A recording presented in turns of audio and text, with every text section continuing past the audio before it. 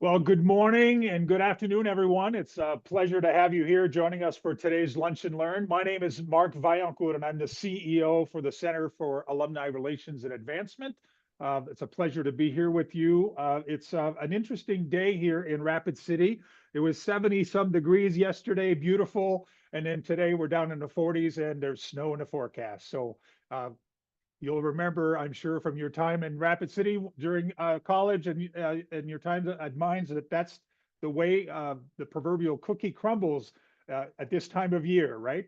Um, we're delighted to have you here. A couple of important dates here as people are joining in. I want to share with you, and I'll put those in the chat here in a second. But our 5-year all-school reunion is taking place on July 9th to the 12th, 2025. It's a great opportunity for you to reconnect, rediscover, and make new memories. Tickets are available on the website, and I will again drop that information. I'm going to do that right now in the chat so that you can see that. Um, and then we also have a reunion golf tournament, and that tournament is happening on Wednesday, July 9th at the beginning of our reunion. And it's all the funds raised from that particular event will actually support athletic scholarships. So if you are a golfer or not, and you want to come and join the group, we'd love to see you there. And then it's almost that time where school and the semester is wrapping up, and over the course of May 8th through 10th, we'll have the commencements and activities, and we're just excited to welcome the class of 1975 for their special 50-year graduate reunion. So lots of activities happening here on campus as we wrap up the school year. So a couple of housekeeping things here before we get started. As you know, this Zoom session is being recorded and will be uploaded to the Kara YouTube channel within a couple of days. We encourage you to use the chat functions to say hello and connect with fellow attendees. Let us know where you're viewing from so that you can do that. We'll have an opportunity for you to ask questions for Dr. Tande, and we'll want you to do that using the Q&A function at the bottom of your screen there, so that you can put those questions in there. And when Dr. Tande is done with his presentation, we will go ahead and take some of those questions. Finally, I'm going to also put my email in the chat so that you feel free to reach out at any time with suggestions for future topics or department updates you'd like to hear from, or if you are interested in hosting a local alumni event, we'd love to help you with that. So for the main event, it is my pleasure to introduce Dr. Brian Tande, who became the 20th president of South Dakota School of Mines and Technology in January of 2025. He previously served as the dean of the College of Engineering and Mines at the University of North Dakota. During his 17-year tenure at UND, Dr. Tande also served as a professor and department chair in chemical engineering and as the director of the Jodsas Center for Engineering Leadership and Entrepreneurship. Prior to his career in higher education, Dr. Tande spent several years in research, product development, and management in the plastics and composites industry. He holds a PhD in chemical engineering from the University of Delaware and a BS degree in chemical engineering from the University of Minnesota. And just a reminder here before I turn it over to Dr. Tande that this is being recorded and will be available on our website, on our YouTube channel here later this week. Dr. Tande, welcome. Thank you very much, Mark. I appreciate the introduction. I'm trying to share my screen here. Can everybody see it? Yeah, we're good to go. All right, good. Well, it's been a little over 3 months. It's been a bit of a whirlwind, but this place has really been everything I hoped it would be and more. It's really exceeded my expectations in a number of ways. So I'm excited to be here and look forward. I know I've met many of you already, but for those I haven't, I really hope to meet you either at the reunion this summer or perhaps homecoming week this fall. And so my plan for today, based on, I guess, the instructions I was given to talk a little bit about my background and my experience, and then start talking about a vision for South Dakota Mines. And I put preliminary here because I'm new and I've got a few ideas, but I'm still learning about where we're at as an institution and getting to know people and hearing lots of perspectives. And so I hope to also leave some time for questions.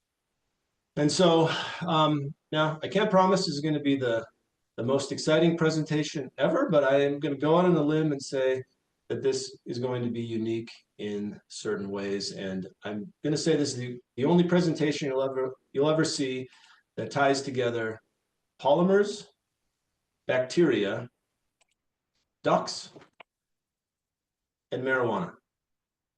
All right. Perhaps I could be wrong, but I'm guessing this is the first time. And I'm going to seamlessly weave all of these together. These are different parts of things I've done in the past. And then just for good measure, let's add in unicorns. All right. So we'll get to all of those things, but I just want to start by introducing my family. I hope you get a chance to meet them. They'll definitely be on campus during homecoming week. My wife and I have been married 27 years this July. I don't know how we met because we grew up together. I think I met her when I was 3 or 4. She's a faculty member in nutrition and dietetics at UND, so she's wrapping up there, and then will be joining me. Will be a bit of an extended transition because of our daughter's situation. So I'll start with her. Our youngest, Adriana, she's a junior in high school. Decided we will not force her to move to Rapid City, and so she'll be staying up in Grand Forks, and my wife will be kind of splitting time in between Rapid City and Grand Forks. Our oldest, Lucas, he is a biomedical engineer working in Minneapolis and planning to attend law school in the fall. Joel, number 2, he is about to graduate from the University of Minnesota and studying furiously for the MCAT right now. And he'll be applying in the fall for medical school. And then Gabe is just a first-year student, also at the University of Minnesota, with ties to the U of M, and still undecided. So that's the family. And again, I hope you get the chance to meet them at some point in the future. So I'm going to give you kind of an overview of where I've been in my career, and I think it's important for kind of shaping who I am as the president and some of my priorities. So so here's me. I think 2.5 years old. I grew up in Stanley, North Dakota, so just north here of Rapid City, almost to Canada. From there, I went to the U of M, studied chemical engineering, and then after that, went out to the University of Delaware. As a PhD student in chemical engineering, my focus of my research was in polymeric materials, and specifically in highly branched polymers. So we studied these things called hyperbranched polymers and dendrimers, and studied block copolymers consisting of a linear block and a highly branched block. And they were interesting materials. They formed really cool nanostructures like these cylindrical phases, and based on the relative lengths of those blocks, different phases like micelles and things like that. And we studied those using tools like rheology. So I did quite a bit of rheology to study the flow properties of these materials, and then studied the structure using neutron scattering. So that's kind of my background in a nutshell, the types of things that I studied. After graduate school, my first job was with General Electric in their plastics division. I worked at a facility of theirs in Mount Vernon, Indiana.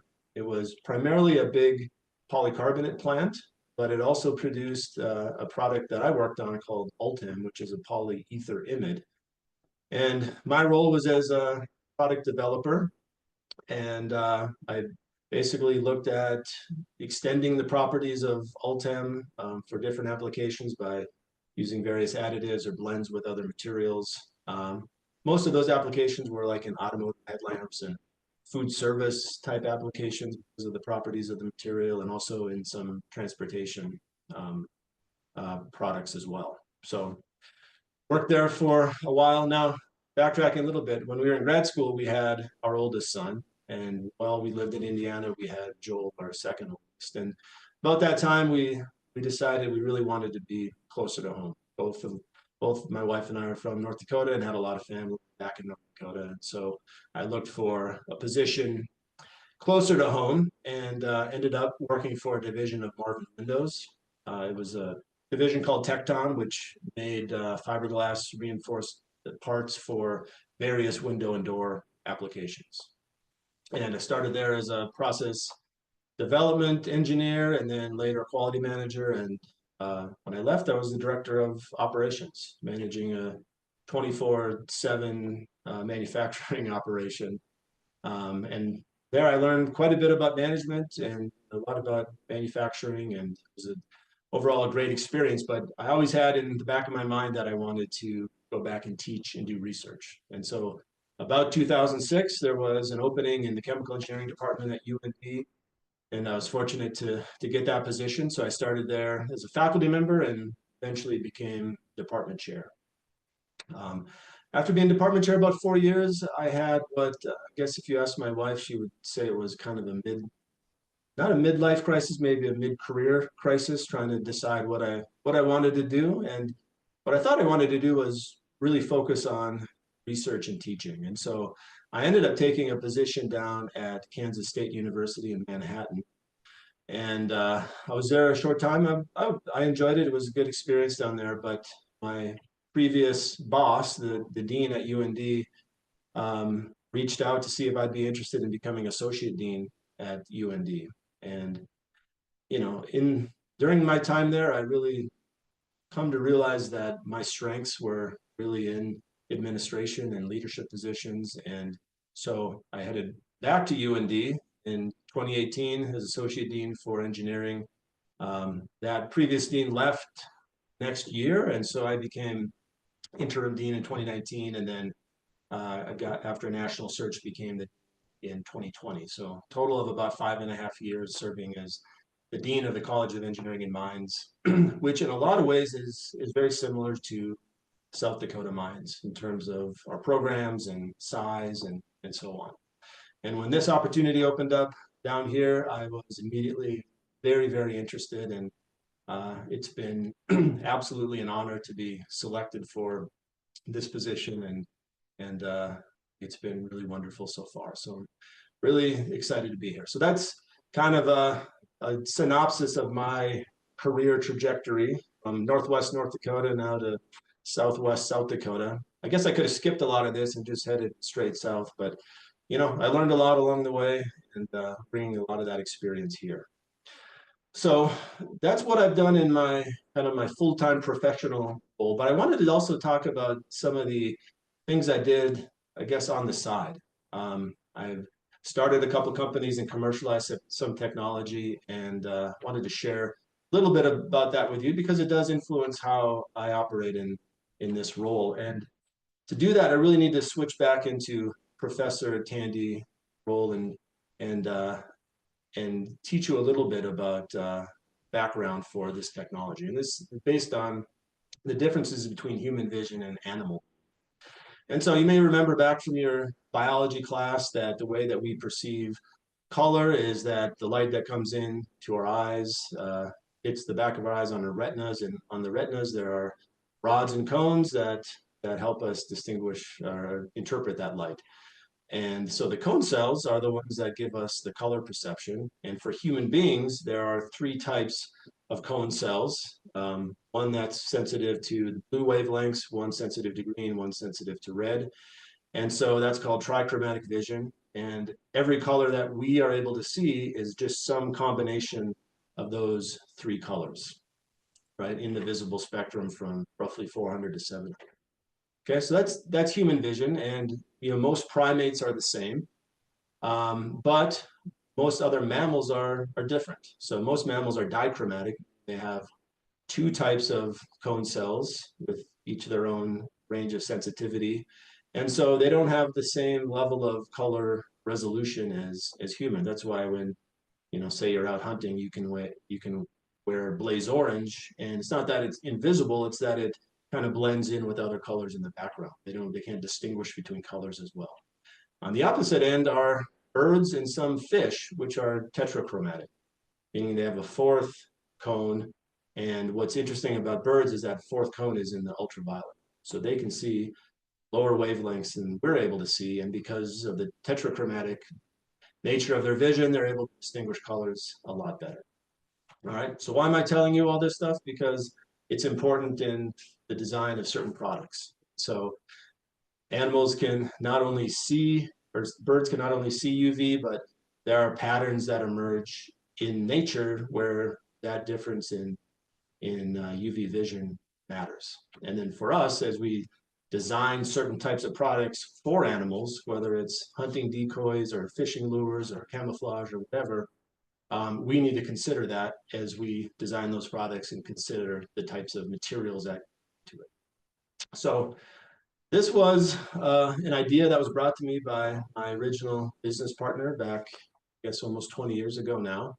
And so we did some work studying the reflection of waterfall feathers, and we're able to confirm that for example, a white snow goose, there's quite a bit of reflectivity from the wing of a white snow goose in the UV portion of the spectrum. And so that's something that we may not be able to see, but animals can certainly see. And so another way to measure this is through UV imaging, where you have a camera that's sensitive to UV and you block out all the other light, and you can see that that yes, several areas, especially the lighter colors, the whites, the grays, the light tans, for example, reflect UV. And what's important about that is that most products do not take that into account. So the bird can see it, but the humans cannot. And so that turned into a series of products that we developed, some decoy paints and some decoys that we eventually got patented on the coatings technology. We commercialized that under this trade name UVision, and then found some licensing partners to take it to market. So that's a product that's sold across the country. These are a couple of pictures I took at Walmart and Cabela's. Flambeau is our primary licensee. They incorporate UVision technology into their waterfall decoys. And then we have some other partners that make decoy paint kits and those types of things. So that's a little bit about what I've done on the side. And so with that product, that kind of led to another set of technologies around other applications where reflection of UV wavelengths are important. And so one of those is UV germicidal irradiation. In some hospitals, they have these systems. They're essentially lamps on wheels. They roll around, and as they're cleaning a room between patients, they might irradiate the room and try to kill all of the MRSA or C. diff or other pathogens in the room, and eliminate or try to reduce the rates of infection in hospitals. It's a big deal for hospitals. It costs billions of dollars. And so we found this market. We developed some products that were then optimized for UVC reflectivity, and then commercialized through some partners that under the name Lucasep. One of the coolest things about that is we did an initial trial at the over in Omaha in the Nebraska Biocontainment Unit. This is a place that was, I remember hearing about it when there was an Ebola patient that they brought from Africa, and this is the place where they received that patient and treated him. During COVID, this became really important because we had this room that was coated in our paint, and when everybody was short on masks, and there were developing protocols for using UV to sterilize masks, and they actually published a procedure to do that using our product. So that was kind of cool as well. I'm going to talk about one other application of reflective coatings, and that is in indoor horticulture. This is a growing market, people growing all kinds of things indoors, and of course using artificial light, which is very energy intensive. And so of course you want to capture as much of that light as possible. So in a confined space where you have an artificial light source and you're trying to get as much of that light as possible, if the UV component of that light spectrum is important, of course you want your wall coatings to reflect as much of that as possible. So we developed a product specifically for that application, and commercialized that as well. So and so that brings me to that one topic I mentioned when we started. So one of the things people grow indoors quite a bit is cannabis. And so there has been a study from going back several decades now about the influence of UV on the production of certain cannabinoids. And so we were able to use this to help develop a product for that industry, as well as people growing, vegetables and flowers and all kinds of other things indoors as well. And so anyway, not endorsing the use of these products, but it is a legal market that at least I've had former students who have gone into that industry as well. And I have to point out, just because I can't help myself, this study was done at the Southern Weed Science Laboratory, which happens to be in Stoneville, Mississippi. So too funny not to point out. All right. Okay. So that's a little bit of my background. You probably know more about me than you ever wanted to. But it really sets up why I operate the way I do and my vision for mine. So I'm going to talk about, what are the key things from my experience prior to mines and how it influences my approach to this role. I'll share my top 3 observations about mines so far, and then give you at least a preview of some short and long-term goals and initiatives that I have. So, and I want to make sure we have plenty of time for questions. So let's go. All right. So key lesson number 1, the importance of having an entrepreneurial mindset. I don't necessarily consider myself an entrepreneur. I never took the plunge to be a full-time entrepreneur where I had to live off of the sales of the products that we developed. But still, I like to think that I have an entrepreneurial mindset, and I brought that to my university career as well. And I like to surround myself with folks who think similarly, right? Like, how do we identify what the needs are out there? How do we create the resources here that we need to be able to deliver the academic programs or research programs that really fit a critical need? I think having an entrepreneurial mindset is essential for a modern university, and glad that we have a really great culture entrepreneurship here on campus as well. I've benefited throughout my career by bringing together people with different ideas, different backgrounds to drive innovation. A number of those things that I talked about, like the coatings for infection control. I mean, those are microbiologists and healthcare professionals and material scientists, that don't necessarily talk to one another, but you bring people together and share ideas, you get these kind of really innovations. I've been in industry working with a university. I've been at a university working with industry. I've been in both sides of the table. I still think that there is a lot of untapped potential in collaborations between universities and industry. And I don't think the academic world has fully figured that out yet. And that's a big part of what I want to do here. And then the point I make often when I talk to students, especially, is that engineering and science are about people, right? We need to make sure that our students know that these are people-centered professions, and they do what they do. They solve problems, develop new things for people, and you can't do that unless you understand people. You can't be an effective engineer or scientist without learning about people. So that's a big part of the message that I provide to students and to our faculty as well. All right, so going into observations so far. Number 1, and this is not news to anybody on this call, is a very special place. Like I said, I knew it was a very special place before I got here, and it's really blown me away since. I love that this is a science and engineering focused institution. Nothing against the previous place where I was for 17 years, but I love that the whole culture here is about science and engineering. I don't have to explain to anybody why, our buildings need to be open late, because engineering and science students like to spend lots of time on campus, in labs or studying in groups and that kind of thing. Like, same kind of arguments that I used to have at my old place when nobody understood why would an engineer need to be in the building, after the last class is done, right? So it's just such a big, it is what we are, who we are here, and it's been refreshing.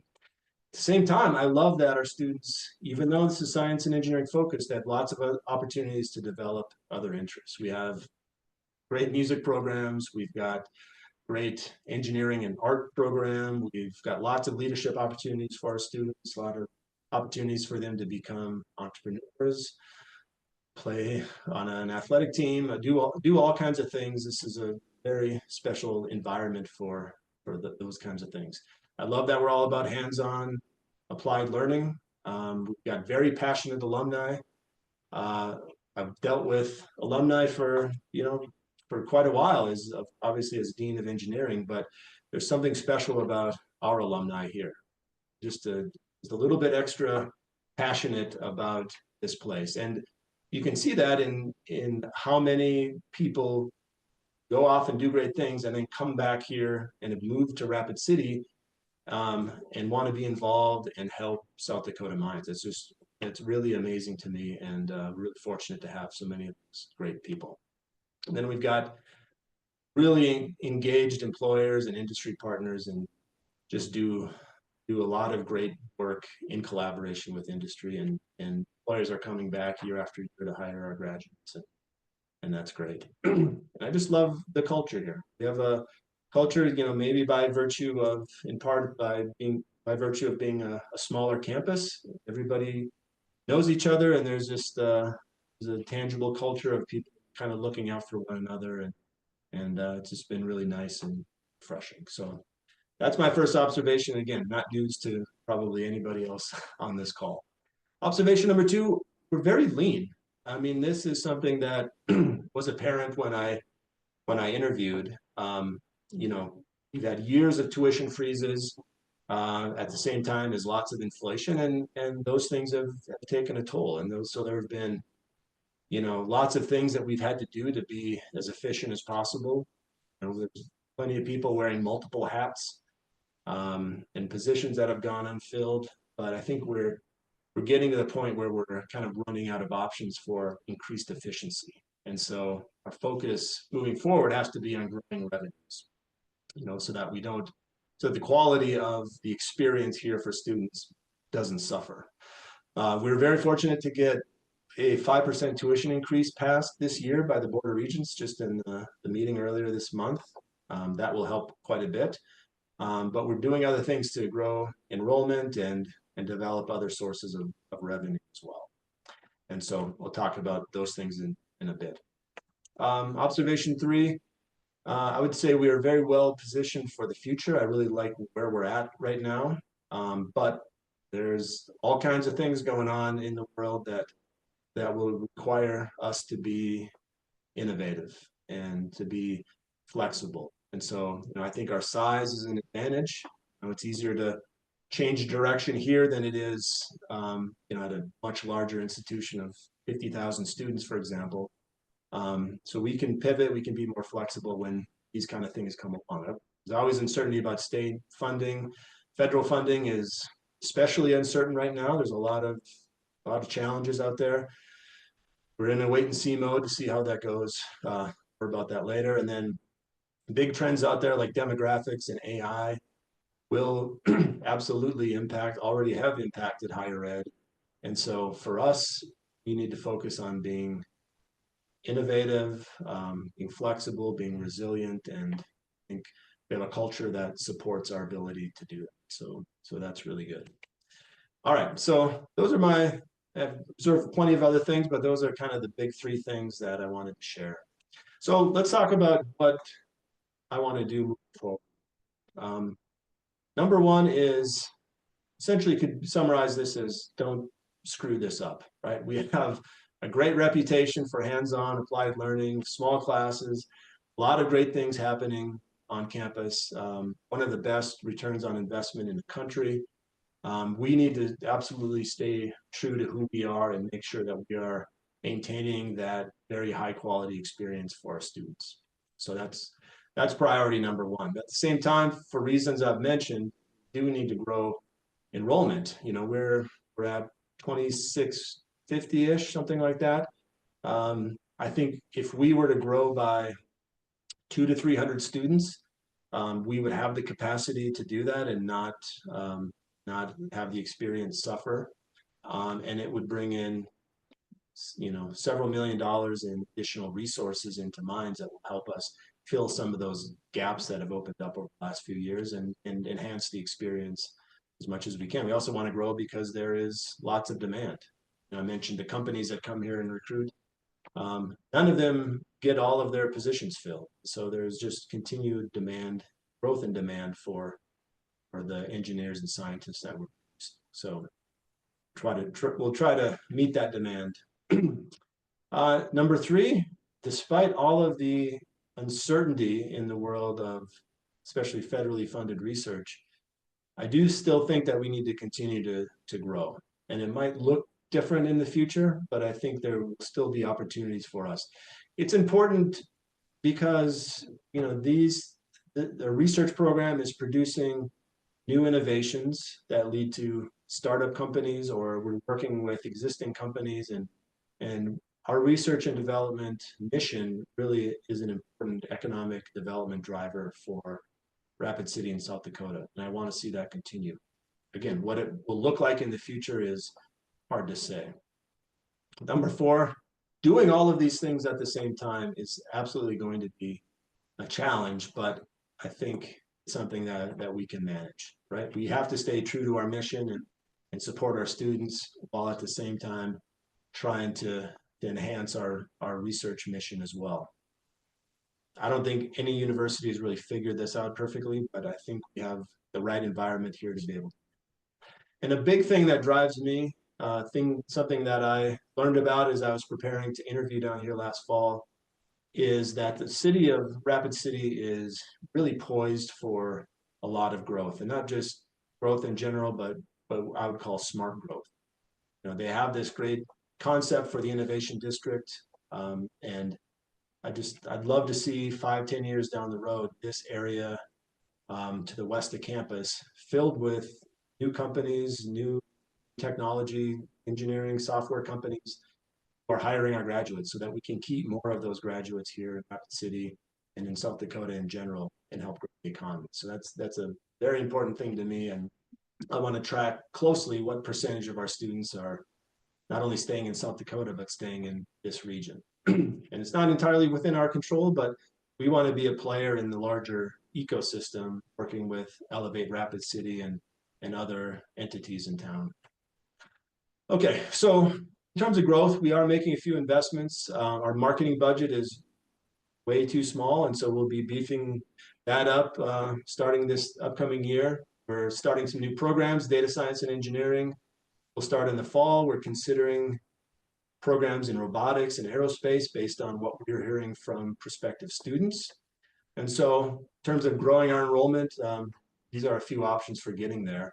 And the last one is something we've been talking about recently, which is expanding our online master's program offerings. And those would be programs that really were be designed for working professionals. So they need to be online, they need to be asynchronous primarily, and things that would allow people to advance in their career, but do it from wherever they are located.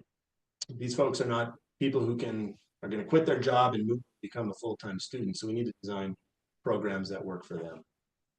In terms of research, I already mentioned that there's a lot of uncertainty out there. We've been doing over 20 million a year in research for the last few years. That money is coming from the National Science Foundation, Department of Defense. And it's important for a number of reasons that I mentioned, innovation, startups, economic growth, and then opportunities for students to learn in a very hands-on applied way outside of the classroom. But the future of federal funding is very uncertain. Budgets are being cut, grants are being canceled. It's just, there'll be an order issued that will then be blocked in the courts. It's been a whirlwind the last couple of months. I can't predict the future, but what I expect is that our research mission at Mines will be probably a bit more focused on areas of strength, areas that we've already identified, deep underground science and engineering, in collaboration with SURF, for example. The state has invested in quantum information sciences. We're a big player in that. Advanced materials and manufacturing. That's an area where we have a lot of great work funded to a large extent by the DoD and working closely with industry partners. So these are areas where we have existing capabilities, existing strengths, existing industry partnerships. And so I would expect in the future that will probably be a bit more focused. But again, there's a lot of uncertainty. And then I'll also mention that I've been talking about doing something a bit more coordinated about national security.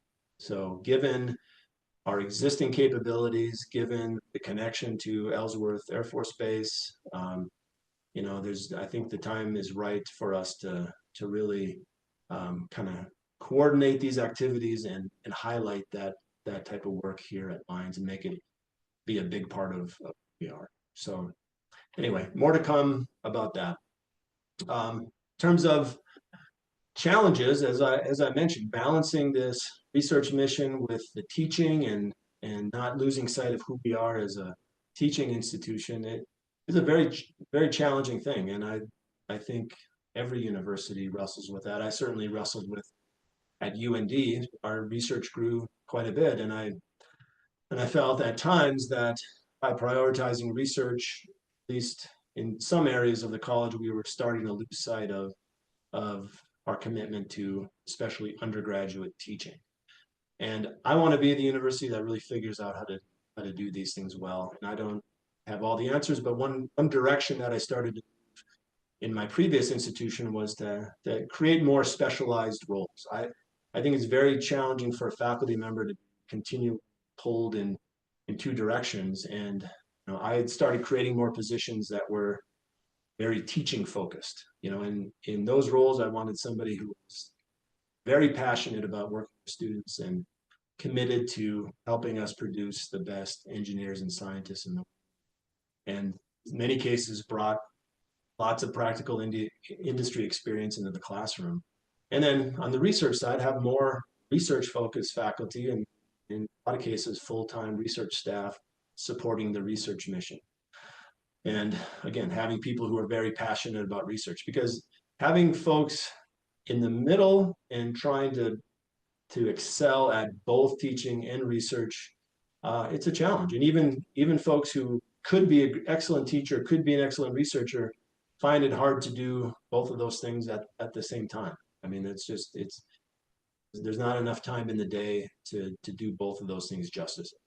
Fortunate that we do have some people who are very good at both of those things, but in my experience, those people are like unicorns. I mean, they're hard to find. And when you do a faculty search, you find people who tend to be more focused on one or the other. And I think that's just the reality. And I expect that we'll probably be moving in that direction. Okay, and what is the breakdown in a department? I don't know. I'm guessing that maybe around 40% teaching focused, 40% research focused, and some faculty who are able to be really good at it. But this is just me sharing ideas. Okay, another big part of what I want to do is make sure that we are a leader in education innovation. And what do I mean by that? I think the world is changing. The AI coming along. We've got lots of competitors doing things online.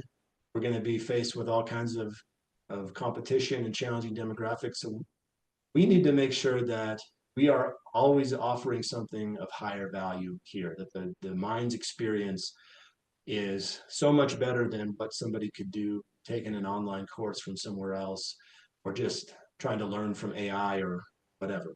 And so I think we need to do this to help differentiate ourselves from other options that students have. The old days of what I would call content delivery, where our only role is to deliver the knowledge to a student. I mean, those are over. There are so many more ways for students to get knowledge. We need to be more than that. We need to be about hands-on learning with really engaged faculty, working closely with students.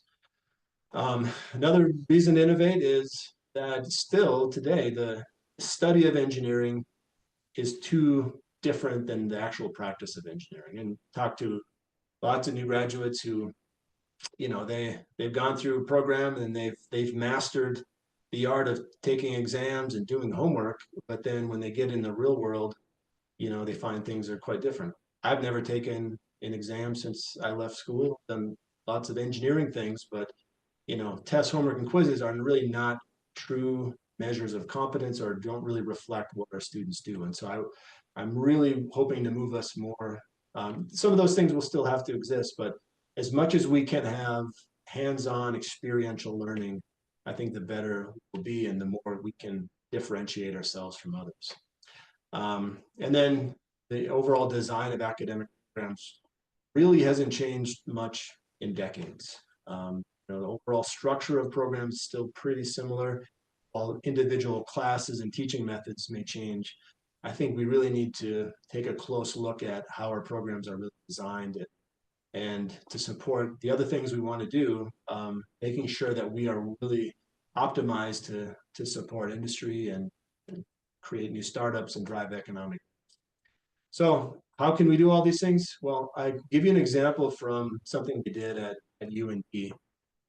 Using an approach called innovation-based learning. So we started, while I was dean, we started a biomedical engineering program. And because we had a new program, we were able to do something unique. So I hired a group of people who had some really interesting ideas about how to optimize a program for essentially economic development. And so giving students a real hands-on experiential learning as well.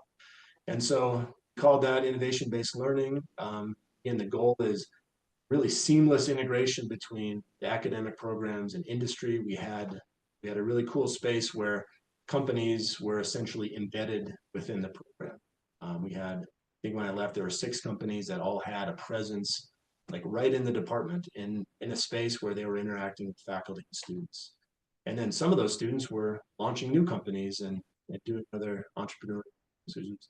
It was really cool. And so, the whole goal is that students need to create something of value rather than take an exam. Okay, that was the kind of the driving motivation for this. And a lot of real world projects, and a really interesting benefit of that is that students were doing essentially paid on-campus internships through the work that they were doing with these companies that were embedded in our program. That's, talking about affordability for students. If we can offer them an opportunity to earn money while they're learning and while they're meeting requirements of their degree, that's really a situation. So I'm excited to start seeing if we can do something similar here, and it's definitely one of my goals. And I really love the approach that these people take, and it's a slight change in terminology, but they refer to everybody as a student engineer rather than an engineering student, and that supports kind of a mindset that when the students come on campus, they're already engineers or they're already scientists, right? They have the intellectual curiosity, they have the desire to learn how to build things, how to design things. They may not have all the skills yet, they don't have the degree yet, but referring to them as student engineers rather than engineering students, I think really reflects the mindset that I'd like us to have here as well. And so this is really what I think we need to do to help create this vision for the Innovation District campus.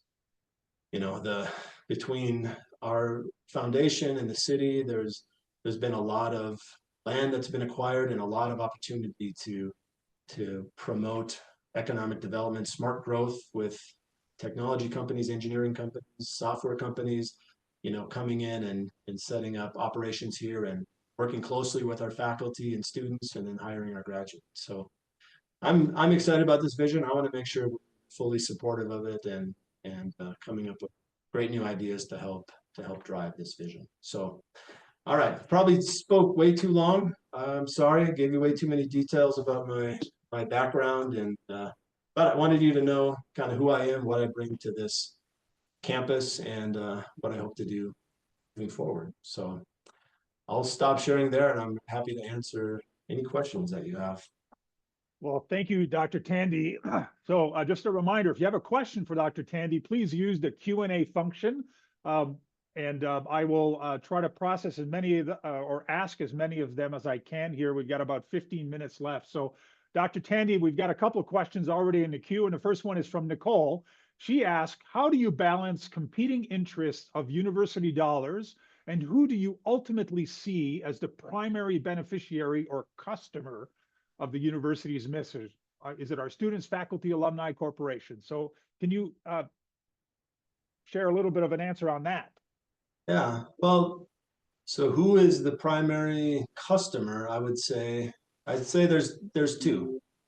There's our students, they're coming, they're paying a lot of money to be here, and we owe them, the best experience that we can possibly provide. And the other group paying for our operations here is the taxpayer. So the taxpayers of South Dakota contribute a huge part of our budget, and so we owe to the state of South Dakota the programs that academic programs and research programs that will help drive economic growth, and we need to make sure we're serving the state's needs as much as we can. And just as a kind of a tangential to that, I'm really impressed by the system here in South Dakota and how well everybody works together. I know it's not perfect, but the system is pretty well coordinated, especially compared to where I was coming, where it was kind of like every campus for itself. So I think in terms of providing value to the state, I think we're doing a great job. First part of that question, can you repeat it? I'm sorry. How do you balance those competing interests for university dollars? Yeah, I mean, we have only limited resources, so just do the best job that we can. There's a lot of stakeholders in a university. I mentioned two of those, but we also have faculty who have their own research and professional goals, as well as the staff. We've got our alumni who are very committed to this institution and want to see it thrive. And so my job as president is to be out there talking to all of these groups as much as I possibly can, and really understanding where they see us going and trying to find the right balance between when we allocate resources. So anyway, probably not a perfect answer to that question, but that's my overall approach. All right, another question. This one from an anonymous attendee. So sorry that I'm not calling you out here, but this will give you recognition. But with the comment about tuition having not increased, this individual is wondering, do we have data saying that lower tuition has led to a massive increase in enrollment? And then the follow-up is, if we grow by 200 or 300 students, we won't get a large portion of the money because they have to move off campus due to not enough housing. So maybe your thoughts on that. Sure. Okay, so the first question, it's hard to say. I mean, so tuition has been frozen for like 5 years. Our enrollment has gone up, and it's been pretty stable. So what would have happened if our tuition had increased? I don't know. I don't think it's led to a massive increase in enrollment on any campus in the state, but it could have been a big reason why enrollments have generally been stable at most of the institutions. So yeah, and I'm hoping that students understand about the increase. We've been faced with a lot of escalating costs in every aspect of our operation, and eventually we had to get to the point where we had to increase tuition, and I'm hoping that doesn't lead to a decrease in enrollment, because that would be bad for us as well. So we tried to find the right balance there. I think now, specifically when it comes to housing, I would have to ask others to give me the precise number. I don't know how much capacity we have in our dorms. I think we're at like 90-some%. So I mean, we're close to capacity. 200 to 300 more students, I think, would definitely fill up our dorms, and we'd probably be at a point where we couldn't accommodate as many students as wanted to live here. But at the same time, there are increasing numbers of options off campus as well. So a student who lives off campus, of course, we still get tuition revenue, tuition and fee revenue. So there is still a benefit. And I think based on where we were enrollment wise, going back 10 plus years, I think we have the capacity to handle a few more students. But I'm not saying we need to get to 3,500 students or something like that. I mean, there is a point where we should grow to bring in more resources, where beyond which it could lead to a reduction in the quality of our programs if we can't handle that many students. So I want to be very careful about that as well. There's a question here about the traditions that we have here at the South Dakota Mines. You're obviously 3 months or so into your tenure, and you've begun to see them in action. And as the rest of the year continues, you'll experience more of them. But the question is, how would you like to keep them going, or are you going to stop any of them? No, I haven't been to any event or had seen any tradition that I would want to stop. I think everything so far that I'm aware of has been a really important part of the culture here on campus, and I want to make sure that keep that going. I mean, as I said earlier, this is a very special place, and my number one priority is to make sure that's true for the future. So, yeah. One of the questions that was submitted before this to me was, do you plan to run the Frosh run at homecoming around the track at halftime in September? Absolutely. Right. Yes, I will definitely do that. And I've already asked for a beanie. I hope can get one. Yeah, that's very important for me to do. I understand President Wilson did that, and of course President Rankin was a student here himself, and back in the day. So of course. Question by Dave: ownership of intellectual property can be an impediment to public-private research efforts. How have you addressed this in your previous roles? Yeah, it is. Yeah, it's a good question, because it is absolutely an impediment in many cases. And I've been on both sides of that. I've had technology that I've developed that I've licensed, and I've tried working with universities on things and had intellectual property policies get in the way. Yeah, it's a complicated question. A lot of campuses have hopes of commercializing intellectual property, developing and then commercializing intellectual property, and making a ton of money on royalties. And in reality, it's only a small handful of universities that do that. I saw a study, it's been quite a while, but I'm sure this is still true, that most universities lose money on their technology transfer operations. Like, they don't collect enough in royalties to pay for the people who do that work on campus. I don't know enough yet about our situation, but I know that we punch above our weight in terms of development of new technologies and invention disclosures and patenting and licensing. And so I'm hopeful that we can continue to grow that. And I do want to take a close look at our policies. I think IP policies, can be, having very flexible IP policies can be a real reason why companies are drawn to us in the first place. If we have a lot of great capabilities, a lot of very smart people on campus. If we had a reputation for being very open to work with industry with very flexible terms, I think that can help us attract new partners and attract entrepreneurial faculty and students as well. I never want to see our policies really get in the way of those. So that's the best answer I have at this point. Great. Another follow-up question from Jim here, somewhat related to the tuition stuff. How do you plan to grow revenue and how do you keep for students who maybe are with limited means? What can we do to support them if we are increasing the tuition? Yeah, but that's a great question. So when we went to the board with our request, and I failed to mention this earlier, but a big part of our request was about what we're doing to mitigate the increased cost. Number one, we're being as efficient as we can, and we've done a number of things over. Number two, we have all the great work that you and your team are doing, Mark. I mean, in the New Heights campaign, uh, $50 million is our target for scholarships, and we're like 31 million. Yeah, 34 actually.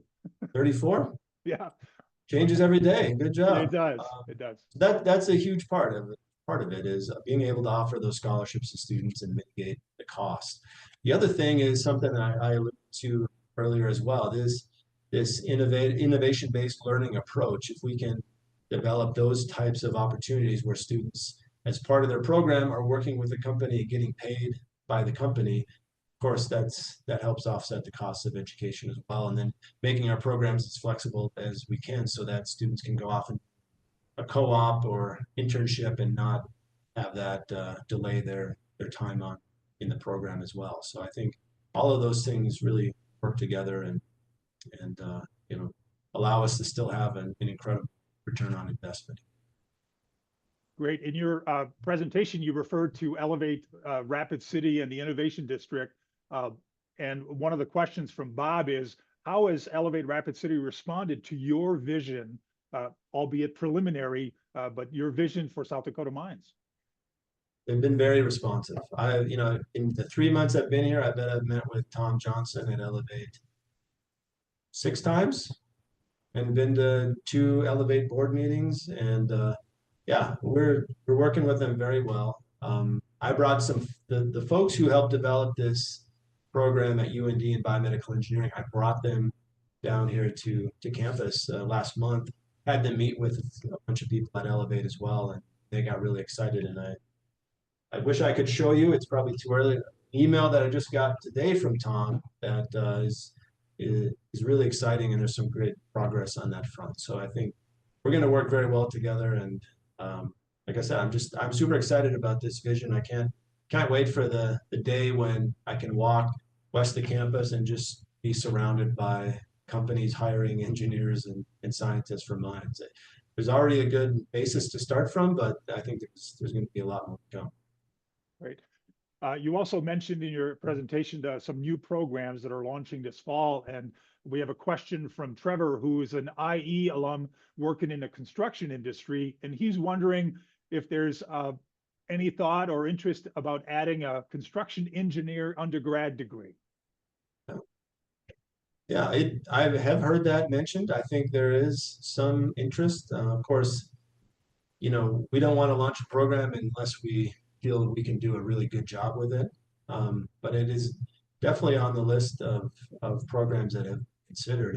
And I'd love if he would like to contact us and share a little bit more about what he sees for the need out there and the demand and what that program should include. I'm really happy to talk. Great. There's a question here asking if you offer presentations on your research. My research is kind of getting old because I've just been, one of these academic administrators for a while, but I'm happy to talk about the work that I've done. Sure. Well, great. Well, People listen, are interested in polymers and bacteria and ducts and that kind of stuff. I'm happy to talk about it more. Wonderful. Well, we're coming up to the top of the hour, and I just want to thank you, Dr. Tande, for spending some time with our community over the past hour. I think there's genuine excitement about having you here as our president and the vision that you are beginning to cast for this wonderful and great asset that is our university.